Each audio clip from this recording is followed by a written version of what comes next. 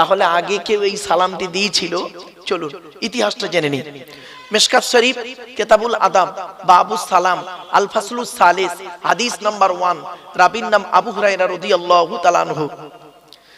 সাহাবী বর্ণনা করছেন, আল্লাহ পাক আদমকে তৈরি করলেন জান্নাতের ভিতরে। আল্লাহ পাক আদমের দেহের ভিতরে আত্মা দিলেন। এরপরে আদমকে আল্লাহ বললেন, আদম ওই যে দূরে ফেরেশতারা বসে আছে ওদেরকে গিয়ে বলো আসসালামু আলাইকুম। আদম নবী জান্নাতে ফেরেশতাদেরকে গিয়ে বললেন প্রথম আসসালামু আলাইকুম। ফেরেশতারা পাল্টা জবাবে বলেছিলেন ওয়া আলাইকুমুস সালাম ওয়া রাহমাতুল্লাহ। এই সালামটা আদম নবী আর ফেরেশতাদের মধ্যে সীমাবদ্ধ নয়, পৃথিবীতে যত সন্তান জন্মগ্রহণ করবে তারা যেন একে অপরকে এই সালামটি দেয়। তাই আপনারা এতগুলো জ্ঞানী গুণী বুদ্ধিজীবী মানুষ, আপনারা সবাই হলেন আদমের সন্তান, আর আমি হতভাগা আব্দুল্লাহ গিল মারুফ, আমিও হলাম আদমের সন্তান। আদমের সন্তান হিসেবে নবীর এই হাদিসটাকে আমল করতে গিয়ে আপনাদেরকে আমি সালাম দিয়েছি। সুবহানাল্লাহ একবার বলা যাবে? আরেকটা দলিল 18 নম্বর পারা 12 নম্বর পৃষ্ঠা প্রথম নম্বর লাইন, সূরার নাম সূরা নূর আল কোরআন। ইয়া আইয়ুহাল্লাযীনা আমানু লা তাদখুলু বুয়ুতান গায়রা বুয়ুতিকুম হাত্তা তাস্তানিসু ওয়া তুসাল্লিমু আলা আহলিহা। এর বাংলা মানে কি? আল্লাহ বলছেন, হে ঈমানদার বান্দাগণ, তোমার বাড়ি হোক বা অন্যের বাড়ি হোক, বিনা অনুমতিতে প্রবেশ করবে না। বাড়িতে যখন প্রবেশ করবে গলার আওয়াজ দেবে, অনুমতি নেবে, যাতে করে বাড়ির মেয়েরা কাপড়গুলো ঠিকঠাক করে নিতে পারে। কি সুন্দর আদর্শ দেখেছেন ইসলাম, কি সুন্দর আদর্শ দিল। আর আপনি লোকের বাড়িতে হুট করে ঢুকে পড়লেন গলার আওয়াজ না দিয়ে ভাবি ভাবি করতে করতে, এটা ঠিক না। চলো আল্লাহ বলছেন যখন তুমি অনুমতি পাবে তখন বাড়িওয়ালাদেরকে সালাম দেবে। পেছনে একটা হাদিস, মিশকাত শরীফ কিতাবুল আদাব বাবুস সালাম আল ফাসলুস সানি, রাবীর নাম আব্দুল্লাহ ইবনে উমর রাদিয়াল্লাহু তাআলা আনহু। সুইলান নবী সাল্লাল্লাহু আলাইহি ওয়াসাল্লাম, নবীকে একবার জিজ্ঞাসা করা হলো, আইয়ুল ইসলামি খায়রুন ইয়া রাসূলুল্লাহ, ইসলামের উত্তম কাজগুলো কি কি? তৎক্ষণাৎ নবীজি বললেন দুটি। ক্বালা তুতিমু তুআমা, ক্ষুধার্তকে খাদ্য দান করা হলো ইসলামের উত্তম কাজ। আর 2 নাম্বার কি? অতুকরিউ সালামা আলামান আরাফতা ওমাল্লাম তারিফ, চেনা হোক অচেনা হোক একে অপরকে সালাম আদান প্রদান করা। তাই আপনারা এত বড় জ্ঞানী গুণী বুদ্ধিজীবী মানুষ, আমাকে চেনেন বা না চেনেন, আর আমি হতভাগা আপনাদের চিনি বা না চিনি, নবীর এই হাদিসটাকে আমল করতে গিয়ে আপনাদেরকে আমি সালাম দিয়েছিলাম। সুবহানাল্লাহ আবার একবার বলা যাবে? আরেকটা দলিল 18 নম্বর পারা 17 নম্বর পৃষ্ঠা 12 নম্বর লাইন, সূরার নাম সূরা নূর আল কোরআন। আল্লাহ বলছেন, ইজা দাখালতুম বুয়ুতান ফাসাল্লিমু আলা আনফুসিকুম, তোমরা যখন বাড়িতে প্রবেশ করবে বাড়িওয়ালাদেরকে সালাম দেবে। পেছনে একটা হাদিস, আন জাবির রাদিয়াল্লাহু তাআলা আনহু قال قال রাসূলুল্লাহ সাল্লাল্লাহু আলাইহি ওয়াসাল্লাম আসসালামু ক্বাবলাল কালাম, নবী বললেন কথা বলার আগে তোমরা সালাম দাও। তাই আমি স্টেজে এসে কারোর সঙ্গে কোনো কথাবার্তা না বলে নবীর এই হাদিসটাকে আমল করতে গিয়ে আপনাদেরকে আমি সালাম দিয়েছিলাম। সুবহানাল্লাহ আবার একবার বলা যাবে?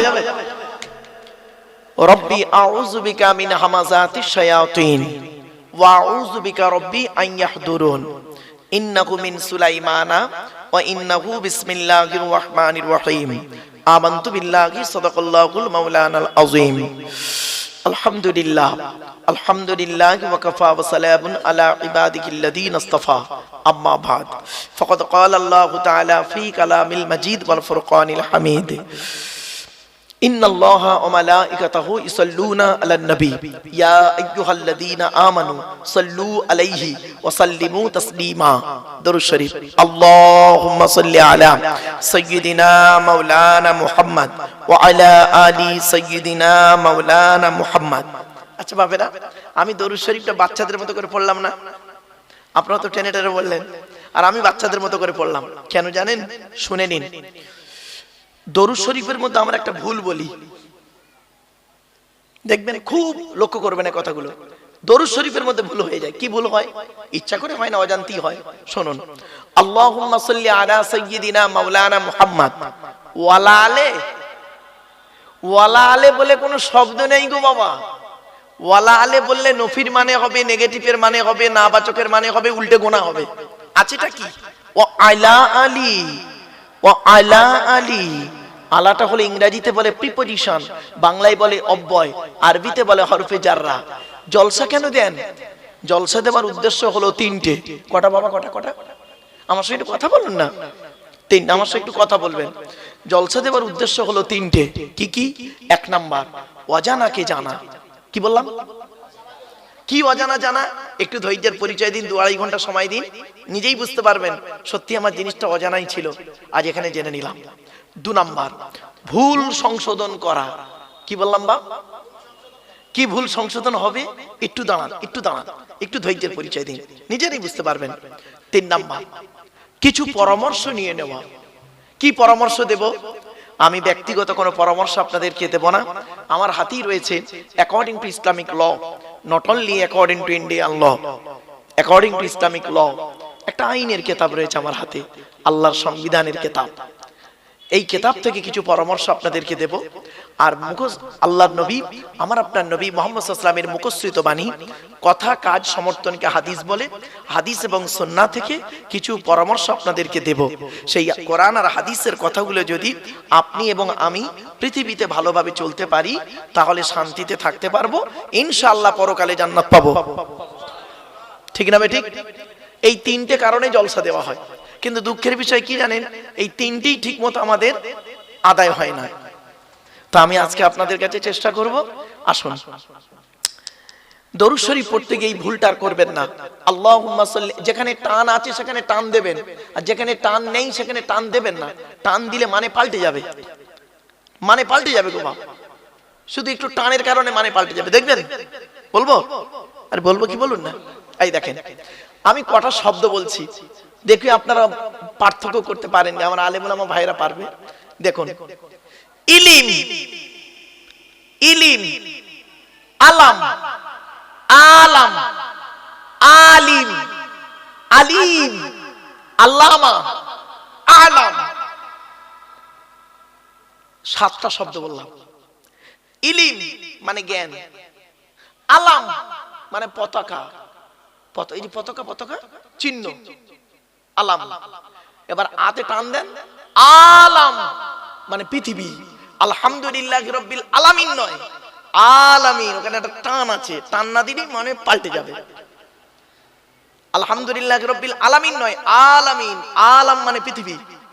এবার আসছি, আলিম ইসমে ফাইল, জ্ঞানী। আলিম সিফাতে মুসাব্বা, আলেম ওলামারা বুঝবেন।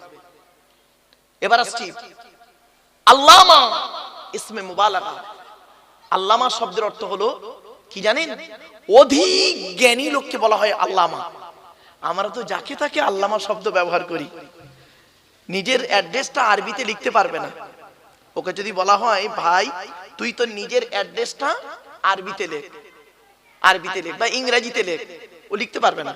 তার নামের আগে আল্লামা বসিয়ে দিলেন বাবা, এত সহজ নয়। চলুন এবার আসছি লাস্ট ওয়ার্ড, কি? আলাম ইসমে তাফজিল, আলাম আফালুর ওজন এলো। আলাম মানে হচ্ছে অধিক জ্ঞানী, ওর জ্ঞানী আর নেই। এজন্য আমরা কথায় কথায় বলি, কোন জিনিসের মানে না বুঝতে পারলে কি বলি? আল্লাহু আলাম, আল্লাহই ভালো জানে। এবার বুঝতে পারছেন? যেন টান যেখানে নেই সেখানে টান দেবেন না, আর যেখানে টান আছে সেখানে টান দেবেন, তাহলে মানেটা ঠিক থাকবে, আর নইলে সব উল্টো পাল্টা হয়ে যাবে। চলুন, ওই আলহামদুলিল্লাহ আল্লাহুম্মা সাল্লি আলা বলে টান দেবেন না বাপ আমার, হাতে ধরে বলছি। ওই আতে অত টান নেই, ছোয়ালি, যেখানে টান আছে সেখানে টান দিন, ভালো হবে। আল্লাহুম্মা সাল্লি আলা সাইয়্যিদিনা মাওলানা মুহাম্মদ ওয়া আলা আলি ওয়া আলা আলি, এটা মাথায় রাখুন। চলুন, এখন দরুদটা পড়লেন কেন, তার দলিল কি? চলো উত্তরটা দিই। প্রথম কোরআন, তারপরে হাদিস আসছে। কোরআনের দলিল কোথায় আছে? দরুদ পড়তে হবে 22 নম্বর পারার 5 নম্বর পৃষ্ঠা 6 নম্বর লাইন, সূরার নাম সূরা আযাব, আয়াত নাম্বার 56, আল কোরআন। ইয়া আল্লাহ বলছেন, ইয়া আইয়ুহাল্লাযীনা আমানু, হে ঈমানদার বান্দাগণ, সাল্লু আলাইহি, তোমরা নবী মুহাম্মাদের উপরে দরুদ পেশ করো, ওয়াসাল্লিমু তাসলিমা, এবং নবীর প্রতি আন্তরিকতার সঙ্গে সালাম প্রেরণ করো। এই আয়াতটা হলো আয়াতে মুতলাক, সেন্টেন্স বা জুমলাটা হলো মফউলে মুতলাক, বাবে তাফঈলের মাসদার। এজন্য নবীর উপরে দরুদ পড়তে হবে, এটা আল্লাহ কোরআনে বলে দিলেন।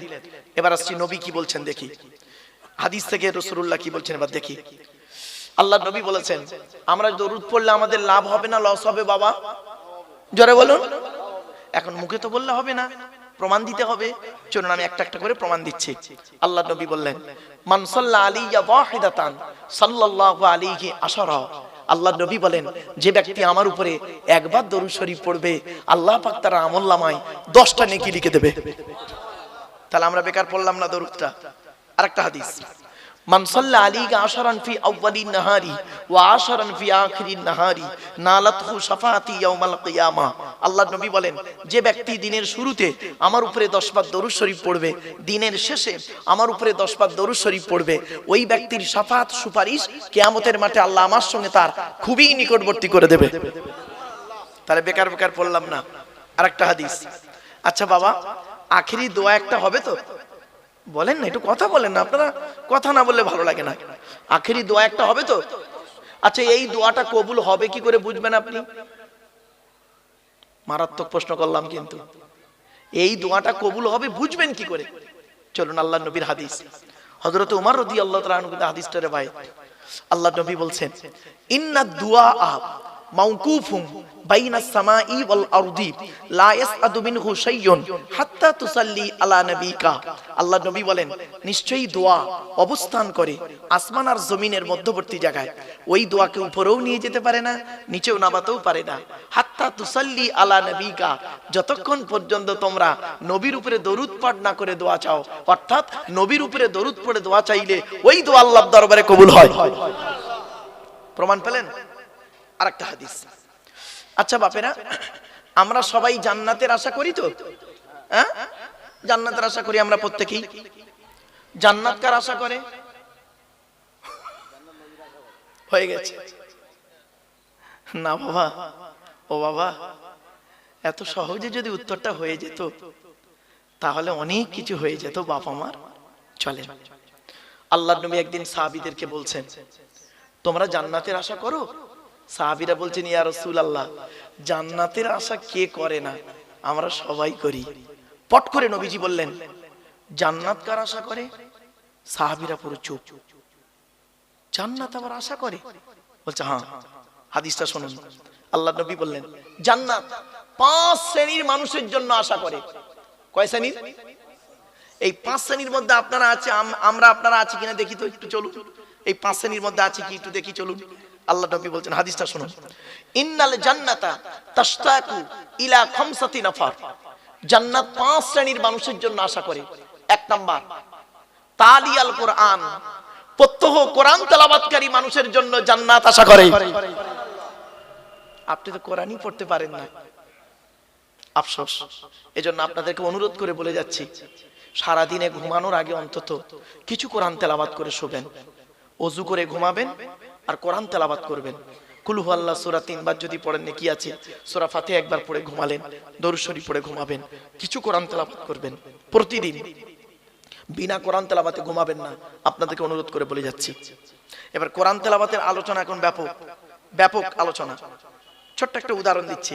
আচ্ছা বাবা, আপনাদের এই উত্তর 24 পরগনায় কেরাত প্রতিযোগিতা হয়? বলুন না, একটু বলুন। আচ্ছা আপনারা কেরাত প্রতিযোগিতা লেখেন কেন? তেলাওয়াত প্রতিযোগিতা কেন বলেন না? তাহলে তেলাওয়াত আর কেরাতের মধ্যে পার্থক্য আছে। জি হ্যাঁ, এসএসসি ছেলে মেয়ে পড়াই তো, সার্ভিস কমিশনের ছেলে মেয়ে পড়াই, এসএসসি এবং এমএসসি। এই পরীক্ষা, এই প্রশ্নগুলো কোথায় হয় জানেন? ওই 10 নম্বরের ইন্টারভিউ হয়, ওরাই এই প্রশ্নগুলো করে। যে কেরাত প্রতিযোগিতা কেন বলেন, তেলাওয়াত প্রতিযোগিতা তো বলেন না। কোরআনে কিন্তু দুটো শব্দ আছে, কেরাত শব্দ আছে, তেলাওয়াত আছে। দুই একটা উদাহরণ দিই। কোরআনে আল্লাহ বলছেন, ওয়াইজা তুলিয়াত আলাইহিম আয়াতুহু যাতাতুহুম ঈমানা উতলু মা উহিয়া ইলাইকা মিনাল কিতাব। আরো কোরআনে তেলাওয়াতের কথা দলিল দিচ্ছি, দেখুন, ওয়ামা কুনতা তাতলু মিন ক্বাবলিহি মিন কিতাবিন ওয়ালা তাখুতুহু বিয়ামিনিকা, কোরআনের আয়াত। এবার কেরাতের কথা কি আছে? ইকরা বিসমি রাব্বিকাল্লাযী খলাক ওয়া ইযা কুরিয়াল কুরআন ইযা করাআতাল কুরআন। এখানে কেরাত, আবার এখানে তেলাওয়াত। আপনারা কেরাতের নাম দিলেন, তেলাওয়াত প্রতিযোগিতা দেন না কেন? তাহলে নিশ্চয়ই কেরাত আর তেলাওয়াতের মধ্যে পার্থক্য আছে। আছে বাবা। এই জন্য আপনাদের বলি, ওয়াজের মতো ওয়াজ শুনুন, লাভ হবে। আমি তো আলোচনা শুরুতেই কিছু এখন বলিনি। চলুন, আমি যেখানেই ওয়াজ করতে যাই প্রথমে বলে নিই, জলসা দিতে গেলে আপনারা 3টে জিনিসকে ঠিক রাখবেন। আপনাদের আমি অনুরোধ করছি, অর্ডার করছি না। আমি আপনাদের অর্ডার করছি না কিন্তু, কারণ অর্ডার করার অনুমতি আল্লাহ আমাদের দেয়নি। অনুরোধ করার অনুমতি আল্লাহ দিয়েছে আমাদের। অর্ডার করবে কে? আল্লাহ। অর্ডার তো আল্লাহ করবে। অর্ডার দেবে কে? নবী। নবী অর্ডার করবে, আল্লাহ অর্ডার করবে, আর করেছে। তাহলে আমরা কি করব এখন? আমরা আল্লাহর এই অর্ডারগুলো নিয়ে, নবীর অর্ডারগুলো নিয়ে আপনাদের কাছে অনুরোধ করব। ঠিক না ঠিক? যে ভাই আল্লাহ বলেছে, নবী বলেছে, তুমিও করো আমিও করি, তাহলে শান্তিতে থাকতে পারবো। এছাড়া আমাদের কোনো ক্ষমতা নেই। কি ভাবছেন? চলুন, তো আমি আপনাদেরকে অনুরোধ করছি, কি জলসা যখন দেবেন দয়া করে আপনারা তিনটে জিনিস ঠিক রাখবেন। কটা বাপ? তিনটে জিনিস। কি কি? এক নাম্বার বক্তা, বক্তা। দু নাম্বার কমিটি। তিন নাম্বার শ্রোতা। চলুন একটু খুলে দিই একটু। বক্তার কি দেখবেন? দয়া করে আপনাদের বলে যাচ্ছে, করজোড়ে নিবেদন করছি, বক্তার দুটো জিনিস দেখবেন। দুটো জিনিস দেখবেন। কি কি? এক নাম্বার দেখবেন বক্তাটি সত্যিকারের আলেম কিনা। সত্যিকারের আলেম কিনা। আমার কথাটা বুঝতে পারলেন? দুবার কিন্তু কথাটা বলেছি। বক্তাটি সত্যিকারের আলেম কিনা। শুধু বক্তার ডিগ্রি থাকলে হবে না, আর একটা জিনিস দেখবেন, বক্তাটার আমল আছে কিনা। বক্তাটা 5 ওয়াক্ত নামাজ পড়ে কিনা, বক্তাটা রমজান মাসে রোজা রাখে কিনা, বক্তাটা তার স্ত্রীর হক আদায় করে কিনা, বক্তাটা তার পিতামাতার সেবা যত্ন করে কিনা, বক্তাটা তার ছেলে মেয়ের দায়িত্ব পালন করে কিনা, বক্তাটা তার বোনের ভাই বোনের ফারাইজি অংশ দিয়েছে কিনা, বক্তাটার চরিত্রটা ঠিক আছে কিনা। আমি বলিনি কিন্তু, নবী বলছেন, নবীর হাদিস আছে পিছনে গোবা। আমি আপনাদেরকে জাস্ট আপনাদের মাতৃভাষায় খুলে বলছি। চলুন নবীজি কি বলছেন দেখি। কুন আলিমান, হাক্কানি আলেম হও। হাক্কানি আলেম হও। হাক্কানি আলেম হতে পারোনি, ঠিক আছে। আও মুতাআল্লিমান, হাক্কানি আলেমের ছাত্র হও, তাও সুযোগ পাওনি, ঠিক আছে। আও মুস্তামিয়ান, হাক্কানি আলেমরা যেটা বলে মনোযোগ সহকারে শ্রবণ করো, আমল করো, তাও সুযোগ পাওনি, ঠিক আছে। আও মুহিব্বান, হাক্কানি আলেমদেরকে অন্তর দিয়ে ভালোবাসো। ওয়ালা তাকুন খামিসান ফাতুহলিকু, 5 নাম্বারটা হতে যেও না, ক্ষতিগ্রস্ত হয়ে যাবে। কি বললেন নবীজি? হয় আপনি আলেম হন, হাক্কানি আলেম হন। হাক্কানি আলেম হতে যদি না পারেন, হাক্কানি আলেমের ছাত্র হন, তাও যদি সুযোগ না পান, হাক্কানি আলেমরা যেটা বলেন মনোযোগ সহকারে শ্রবণ করুন, আমল করুন, তাও যদি সুযোগ না পান, হাক্কানি আলেমদেরকে অন্তর দিয়ে ভালোবাসুন। এখন প্রশ্ন হলো, হাক্কানি আলেম কে? হাক্কানি আলেম কে? ওই গালে দাড়ি থাকলে, মাথায় টুপি দিলে, মাঝে মাঝে হজ করলে, বুখারী শরীফ পড়ালে, জালালাইন তফসিরের কিতাব পড়ালে, আর কোরআন আর হাদিসের পারা নাম্বার, পৃষ্ঠা নাম্বার, লাইন নাম্বার বললে, ওয়াজ করলে হাক্কানি আলেম না। আল্লাহর নবী বলছেন হাক্কানি আলেম কে। শুনে যান বাপেরা। আল্লাহু আজওয়াদু জুদান ওয়ানা আজওয়াদু বানি আদম ওয়াজাদুকুম বাদি রাজুলুন আলিমা ইলমান ফানাশরাহু ইয়াতি ইয়াউমাল কিয়ামাতি আমিরান ওয়াহিদা। এর বাংলা মানে কি? আল্লাহর নবী বলেন, আল্লাহ হলেন সবথেকে বড় দাতা। আল্লাহ হলেন সবথেকে বড় দাতা। আল্লাহর পরে বড় দাতা হলাম আমি, মুহাম্মদ সাল্লাল্লাহু আলাইহি ওয়াসাল্লাম। এরপরে নবী কি বলছেন শুনুন, তৃতীয় অংশতে। আমার পরে নবী বলছেন, আমার পরে আকাশের নিচে জমিনের উপরে সবথেকে বড় দানশীল ব্যক্তি কে জানো? ওই আলেম, ওই আলেম যে ইলিম অর্জন করেছেন, ইলিম মোতাবেক নিজে চলেছেন, সমাজের মানুষকে বলেছেন, তার ইলিম থেকে মানুষ উপকৃত হতে পেরেছে। ওই শ্রেণীর আলেমগুলোকে কিয়ামতের মাঠে আল্লাহ এক একটা দলের আমির, নেতা করে তুলবে। কি ভাবলেন? এই জলসা যখন দেবেন দয়া করে তিনটে জিনিস দেখবেন। 1 নাম্বার বক্তা, 2 নাম্বার কমিটি। জলসা কমিটি আলাদা, মসজিদ কমিটি আলাদা। জলসা কমিটি হতে গেলে বাপ খুব কম করে 3টে গুণ থাকা দরকার। আচ্ছা, শুধু এই 3টে গুণ জলসা কমিটি থাকবে? না না না না না, আমাদেরও থাকতে হবে 3টে গুণ। চলুন খুলে বলে দিই কি কি। এক নাম্বার, সৎ হতে হবে। কি বললাম? সৎ। ঠিক আছে, সৎ হতে হবে। সৎ কাকে বলে বাপ? আমাদের ধারণা হলো সৎ ওই লোকটা যার গালে দাড়ি, মাথায় টুপি, বড় পাঞ্জাবি, 5 ওয়াক্ত নামাজ পড়ে, ঈদ বকরা ঈদের নামাজ পড়েছে, মাঝে মাঝে ওমরা করেছে, হজ করে এসছে, ওই লোকটাই সৎ না। নবীজি বলছেন, দেখুন নবীজি বলছেন সাহাবীদেরকে একদিন বলছেন, তোমরা আমাকে দুটো জিনিসের গ্যারান্টি দেবে। নবীজি সাহাবীদেরকে বলছেন, তোমরা আমাকে দুটো জিনিসের গ্যারান্টি দেবে। সাহাবীরা বললেন, ইয়া রাসূলুল্লাহ, আমরা যদি আপনাকে দুটো জিনিসের গ্যারান্টি দিই, বিনিময়ে আপনি আমাদের কিছুর গ্যারান্টি দেবেন? নবীজি বললেন, হ্যাঁ, তোমরা যদি আমাকে দুটো জিনিসের গ্যারান্টি দাও, আমি তোমাদের জান্নাতের গ্যারান্টি দিয়ে দেব। সাহাবীরা বললেন, বলুন, জীবনে তো অনেক কিছু দিয়েছি, আর দুটো জিনিস চান তো বলুন, দেবো। নবীজি বললেন, এক নাম্বার, দুই ঠোঁটের মাঝখানে এই জিবের গ্যারান্টি দাও। এক নাম্বার, জিবের গ্যারান্টি দাও। হারাম খাবার খাওয়া থেকে জিভটাকে ঠিক করো, পরনিন্দা পরচর্চা করা থেকে জিভটাকে ঠিক করো, আর হারাম খাবার খাওয়া থেকে জিভটাকে ঠিক করো, বাজে ভাষা বলা থেকে জিভটাকে ঠিক করো। এক নাম্বার, দুই ঠোঁটের মাঝখানে। সাহাবীরা পুরো চুপ, আমাদের জিভটা ঠিক আছে? চুপ একদম। তারপরে একজন সাহাবী বললেন, পরেরটা বলুন নবীজি। নবী বললেন, দু নাম্বার, দুই রানের বীজখানে। দুই মা বোনের আছে, দুই রানের বীজখানে লজ্জাস্থানের গ্যারান্টি দাও। এই দুটো জিনিসের গ্যারান্টি তোমরা আমাকে দাও, আমি তোমাদের জান্নাতের গ্যারান্টি দিয়ে দেবো। এবার বাড়ি চলে যেতে পারেন। কেউ যদি বাড়ি যান, বাড়ি যেতে পারেন। বাড়িতে গিয়ে দেখবেন, হয় ভদ্রলোকের নিচে খারাপ, নয় ভদ্রলোকের উপর খারাপ। যার দুটোই খারাপ ও জাহান্নামী, যার দুটোই ভালো ও একজন জান্নাতি। আমার বাপেরা, চলুন একটা একটা করে আপনাদের বলে যাই। দু নাম্বার হলো, আমাদেরকে হালাল খাবার খেতে হবে। চলুন কোরআনে কাদের কাদের হালাল খেতে বলেছে দেখি। এক ব্যক্তি আমাকে, একজন অমুসলিম ভাই আমাকে একটা প্রশ্ন করেছে। প্রশ্নটা কি শুনবেন? তিনি বলছেন, আচ্ছা মারুফ সাহেব, আমি আপনার একজন ভক্ত, আমি হিন্দু মানুষ, আমি আপনার ওয়াজ শুনি, তো কোরআনে লেখা আছে, আমি কোরআনে কিছু পড়েছি, দেখেছি, কোরআনে লেখা আছে মদ খাওয়া হারাম। হারাম তো? সুদ খাওয়া হারাম, শুকরের গোশত খাওয়া হারাম। বললাম, হ্যাঁ সত্য লেখা আছে।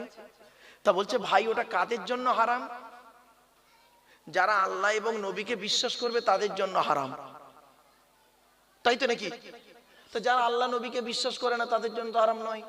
তাহলে আমি তো আল্লাহ নবীকে বিশ্বাস করি না, আমার জন্য হারাম হবে কেন? আমি মদ খেয়ে যদি মরি, শুকরের গোশত যদি খাই, আমি যদি জেনা করি, আমি যদি আপনার কি বলবো সুদ খাই, যদি মারা যাই, কেন আল্লাহ আমাকে শাস্তি দেবে কিয়ামতের মাঠে? প্রশ্নটা বুঝতে পেরেছেন আপনারা না বুঝতে পারেননি? উত্তরটা শুনুন। তখন আমি বললাম, ভাই আপনি গোটা কোরআন পড়েছেন কি? বলছে, হ্যাঁ বেশিরভাগ তো পড়েছি। বললাম, এখানেই ভুল হয়ে গেছে। কোরআনে 3 শ্রেণীর লোককে আল্লাহ হালাল খেতে বলেছে। শুনে যান, আজকে 3 শ্রেণীর লোককে কোরআনে আল্লাহ হালাল খেতে বলেছে। আপনারা কি ভাবছেন শুধু মুসলমানদের হালাল খেতে বলেছে আল্লাহ? না, এই কোরআনে 3 শ্রেণীর লোককে হালাল খেতে বলেছে। চলুন দেখি এই 3 শ্রেণীর মধ্যে আমরা আছি কি নেই। চলুন, ভদ্রলোককে বললাম, আপনিও আছে কিনা দেখুন। 1 নাম্বার, কোরআনে বলা হয়েছে নবী রাসূলদেরকে হালাল খেতে বলেছে আল্লাহ। কাদের কাদের কাদের? নবী রাসূলদের। কোথায় দলিল? কোরআন 18 নম্বর পারার 4 নাম্বার পৃষ্ঠা 9 নাম্বার লাইনে সূরার নাম সূরা মুমিনুনের 51 নাম্বার আয়াতে আল্লাহ বলছেন কি, ইয়া আইয়ুহার রসুল, হে রসুলগণ, কুলু মিনাত তাইয়্যিবাতি ওয়া'মালু সলিহা, হে রসুলগণ আপনারা প্রত্যেকে হালাল খাবার খান আর পৃথিবীতে ভালো ভালো কাজগুলো করুন। আচ্ছা বাবুরা বলুন তো দেখি, নবীরা হালাল খাবেন এটা আল্লাহ জানে না? আরে ভাই বলুন, একটু কথা বলুন। তাই ডবল করে বলার কি দরকার ছিল? ওটা ওই আয়াতটা কোরআনে বলার দরকার কি ছিল? আল্লাহ শুনবেন, শুনে নিন। এই জন্য আল্লাহ জানিয়ে দিলেন যাতে করে এই সাধারণ মানুষের মাথায় ঢুকে না যায় নবী মানে যা খুশি তাই। জি না, নবী রসুল মানে যা খুশি তাই নয়। এই কোরআনে আল্লাহ বলছেন ৮ নম্বর পারা ১০ নম্বর পৃষ্ঠা ৯ নম্বর লাইন, সূরার নাম সূরা আরাফ, ফালানাসআলান্নাল্লাযীনা উরসিলা ইলাইহিম ওয়ালানাসআলান্নাল মুরসালিন। প্রত্যেক নবী রাসূলকে আমি কিয়ামতের মাঠে জিজ্ঞাসা করব, আপনাকে নবী করে পৃথিবীতে পাঠিয়েছিলাম, আপনি কি আপনার দায়িত্ব পালন করেছিলেন? আপনাকে রসুল করে পাঠিয়েছিলাম পৃথিবীতে, আপনি কি আপনার দায়িত্ব পালন করেছিলেন? হাবাবারা, নবী রসুলদের যদি এরকম প্রশ্নের সম্মুখীন হতে হয়, আমি আপনি কোন পীর সাহেব কোন মলি সাহেব যে আমাদের জবাব দিতে হবে না? সহজে আল্লাহ ছেড়ে দেবে? আল্লাহ বলছেন কোরআনে সূরা কিয়ামা 29 পারা, আয়াহসাবুল ইনসানু আন ইউতরাকা সুদা। মানুষ কি মনে করে ওর কোনো হিসাব নিকাশ না নিয়ে এমনি এমনি ছেড়ে দেবো? কড়াই ঘন্টায় হিসাব নিয়ে তবে ছাড়বো কিয়ামতের মাঠে। কিরকম শুনে নিন।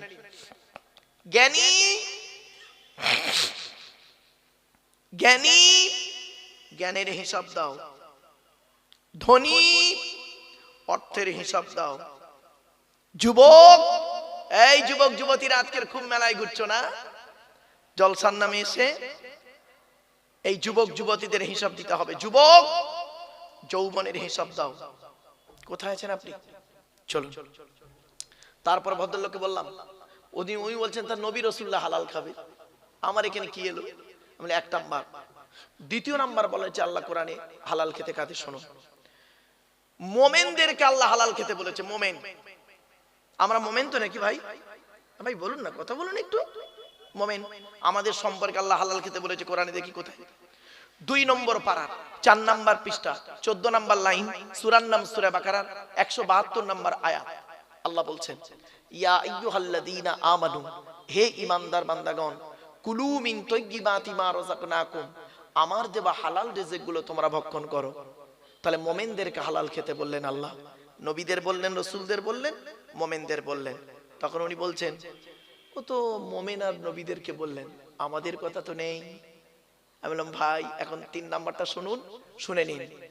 সমগ্র মানব জাতিকে আল্লাহ হালাল খেতে বলেছে কোরআনে, জোরে বলুন। হিন্দু, মুসলিম, জৈন, ব্রাহ্মণ, খ্রিস্টান, কুলি, সাঁওতাল, বাগদি, দুলে, সকলকে, মানব জাতিকে। তখন আমি ওকে বললাম, ভাই আপনি কি মানুষ তো? বলছে, হ্যাঁ মানুষ নয়, মানুষ তো। না, আপনাকে হালাল খেতে বলেছে। বলছে কোথায়? শুনে নিন, বাড়িতে গিয়ে রেফারেন্সটা দেখে নেবেন, আজ বলে দিচ্ছি। ২ নম্বর পারা ৪ নম্বর পৃষ্ঠা ৮ নম্বর লাইন, সূরার নাম সূরা বাকারার ১৬৮ নম্বর আয়াত। আল্লাহ বলছেন, ইয়া আইয়ুহান নাস, হে মানব জাতি। এখানে হিন্দু, মুসলিম, জৈন, ব্রাহ্মণ, খ্রিস্টান, কুলি, সাঁওতাল, বাগদি কোনো বাদ নেই। হে মানব জাতি, কুলু মিম্মা ফিল আরদি হালালান তাইয়্যিবা, পৃথিবীতে আমার দেওয়া হালাল রিজিকগুলো তোমরা ভক্ষণ করো। তখন ওর গালে হাত। কি ভাবলেন? এই সেই কোরআন। কিন্তু দুঃখের বিষয় কি জানেন? কোরআন শোনার লোকের খুব অভাব। আমি আপনাদেরকে অনুরোধ করছি, যে কজন বসে আছেন এই কজনই আমার যথেষ্ট বাপ। আপনারা আমার সাথে একটু সাপোর্ট দিন, এইটুকুই আমার যথেষ্ট। আমার ১০০০টা ভণ্ড শ্রোতার দরকার নেই। ১০০০টা ভণ্ড বেকার শ্রোতার থেকে ১০ জন শূন্যওয়ালা শ্রোতার দাম আছে। ঠিক না বেঠিক? অসুবিধা হচ্ছে আপনাদের? আচ্ছা বাবা, টেনে টেনে বলছি না বলে অসুবিধা হচ্ছে? হ্যাঁ, একটু দাঁড়ান, টানের জায়গা আসুক, এলে টান দিচ্ছি বাবা, চিন্তা নেই। অনেকে ধারণা হয় গল্প আকারে করছে, ওয়াজ মানে গল্প আকারে। না বাবা, নবীজি ওয়াজ করতেন, হাদিসটা বলতে কেটে গেছিলাম। নবীজি ওয়াজ করতেন কবে? বৃহস্পতিবার দিন গত রাতে এশার নামাজের পরে সাহাবীদেরকে নিয়ে গায়ে গায়ে বসে টু দি পয়েন্টের উপরে নবীজি বুঝিয়ে বুঝিয়ে ওয়াজ করতেন। এটা হালাল, এটা করো, এটা হারাম, এটা করো না। নবীর ওয়াজ ছিল এইরকম। আর আমাদের ওয়াজ হয়েছে কি? এর পুরো উল্টোটা। যত চিৎকার চেঁচামেচি করব ততই হবে ওয়াজ ভালো, আর টান দিতে পারলে ততই ওয়াজ ভালো। এই ভুলটা আপনাদের একটু ভেঙে দিই। অন ক্যামেরা রয়েছে তো বাবা, সব রেকর্ড হচ্ছে, মরে গেলে এসব সাক্ষী দেবে। চলুন। আল্লাহ পাক আসমান, পৃথিবী, জমিনকে ৬ দিনে সৃষ্টি করেছে। কদিনে? 6 দিনে। দলিল কোরআন, ইন্না রাব্বাকুমুল্লাহুল্লাযী খালাকাস সামাওয়াতি ওয়াল আরদা ফি সিত্তাতি আইয়াম। আয়াতটা কোথায় আছে? 8 নম্বর পারা 16 নম্বর পৃষ্ঠা 7 নম্বর লাইন, সূরার নাম সূরা আরাফ। আল্লাহ বলছেন আমি আসমান পৃথিবী জমিনকে 6 দিনে সৃষ্টি করেছি। কি বার থেকে শুরু হয়েছে শুনে নিন। রবিবার, সোমবার, মঙ্গলবার, বুধবার, বৃহস্পতিবার, শুক্রবার। আল্লাহ সবকিছু তৈরি করলেন। করার পরে আল্লাহ ফেরেশতাদেরকে বললেন, এই প্রত্যেকের আওয়াজ আমাকে শোনাও তো। আওয়াজ আওয়াজ। তা ঝড়ের আওয়াজ শোনানো হলো। ঝড় কিভাবে হয়? আল্লাহ বলল ঠিক আছে। তুফানের আওয়াজ শোনানো হলো। আল্লাহ বললেন ঠিক আছে। বজ্রাঘাতের আওয়াজ শোনানো হলো। বজ্রাঘাত। আল্লাহ বললেন ঠিক আছে। ভূমিকম্পের আওয়াজ শোনানো হলো। আল্লাহ বললেন ঠিক আছে। প্রাণীদের আওয়াজ শোনানো হলো। আল্লাহ বলল ঠিক আছে। সব আওয়াজ শুনলেন। শোনার একদম শেষ মুহূর্তে আল্লাহ এক ফেরেশতাকে বলছে, এই আমার কি আর কোনো আওয়াজ শুনতে বাকি আছে? আমার সৃষ্টি জগতের কোনো আওয়াজ শুনতে বাকি আছে আমার? তখন একজন ফেরেশতা বললেন, আল্লাহ একটা প্রাণীর আওয়াজ শুনতে বাকি আছে, তাকে নিয়ে এসো। সেই প্রাণীটাকে নিয়ে আসলো। সেই প্রাণীটা ডেকে উঠলো। যেই ডেকে উঠেছে আল্লাহ বলছেন, এই এটা সরা, এটা সরা, এর আওয়াজটা ভালো লাগছে না। সেই প্রাণীটার নাম বলবো? বলবো? মনে থাকবে? কোরআনের আয়াত দিয়ে বলছি, শুনে নিন। সেই প্রাণীটার নাম শুনুন। ওয়াকসিদ ফি মাশইকা ওয়াগদুদ মিন সাউতিক ইন্না আনকারাল আসওয়াতি লা সাউতুল হামির। 21 নম্বর পারার 12 নম্বর পৃষ্ঠার 1 নম্বর লাইন, সূরার নাম সূরা লোকমান। সেই প্রাণীটার নাম হলো গাধা। গাধা গাধা। গাধার মতো চিৎকার চেঁচামেচি করে কথা বলাকে আল্লাহ অত্যন্ত ঘৃণা করেন। এই জন্য প্রত্যেক নবীর ভাষা ছিল টু দি পয়েন্টের উপরে। খুব চিৎকার করে তারা বলতেন না, আর একেবারে স্লো বলতেন না। ওয়াকানা বাইনা যালিকা কওয়ামা। সূরা ফুরকান। মধ্যবর্তী পন্থায় কথা বলতেন। এমন কোন নবী রাসূলকে পাবেন না, এমন কোন আউলিয়া ইকরাম থেকে পাবেন না, এমন কোন হাক্কানি আলেমের কাছে গিয়ে পাবেন না যার গলার আওয়াজ খুব জোরে কথা বলে আর খুব আস্তে বলে না। এই আদর্শটা ছিল কোথায়? ইসলামের ভিতরে। আর এই আদর্শ আমরা নিয়ে গেলাম কোথায়? এই আদর্শ নিয়ে গেলাম কোর্টে। কোর্টে কোর্টে যান, প্রধানমন্ত্রীর রুমে যান, প্রধানমন্ত্রীর ঘরে যান, গেলে দেখবেন সেখানে লেখা আছে কিপ সাইলেন্ট, কিপ সাইলেন্ট। মুখ্যমন্ত্রীর ঘরে যান, রাজ্যপালের ঘরে যান, রাষ্ট্রপতির ঘরে যান, ভদ্রভাবে কথা বলতে হবে। মাই কামিং স্যার। জোরে কথা বললে ঘাট ধরে বের করে দেবে। যে আদর্শ থাকার কথা ছিল এইখানে, কোরআনের আদর্শ থাকার কথা ছিল এইখানে, সেটা